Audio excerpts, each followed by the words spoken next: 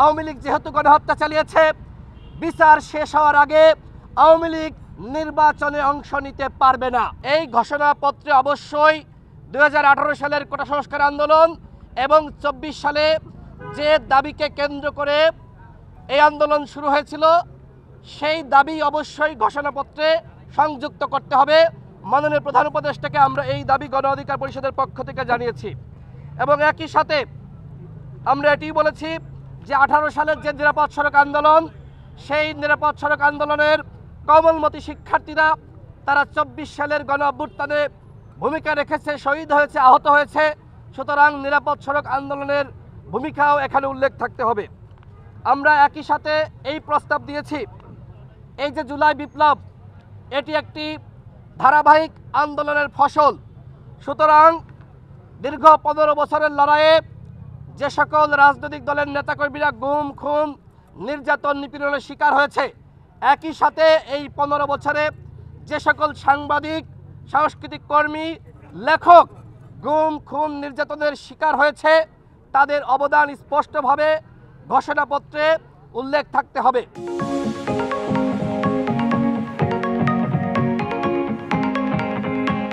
শুধুমাত্র 36 দিনের আন্দোলনে শেখ হাসিনার পতন হয়নি, এটি একটি ধারাবাহিক সংগ্রাম ছিল এবং একটা পর্যায়ে গিয়ে হাসিনার পতন নিশ্চিত হয়েছে। সেই দাবি আমরা স্পষ্ট করেছি যে প্রত্যেকটা দল, সংগঠন এবং বিপ্লবে যারা অংশ নিয়েছে, শুধুমাত্র এই 2 মাস বা 1 মাস না, 15 বছর ধরে যারা সংগ্রাম করেছে, সেই সকল সংগঠন এবং দলের প্রত্যেকের অবদান স্পষ্টভাবে উল্লেখ থাকতে হবে।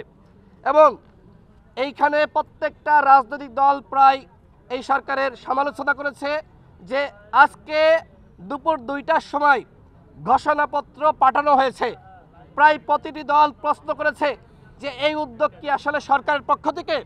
এই যে ঘোষণাপত্র আপনারা তৈরি করেছেন, এইটা কি সরকার তৈরি করেছে, নাকি ছাত্ররা তৈরি করেছে, নাকি কোনো বেসরকারি প্রতিষ্ঠান তৈরি করে দিয়েছে?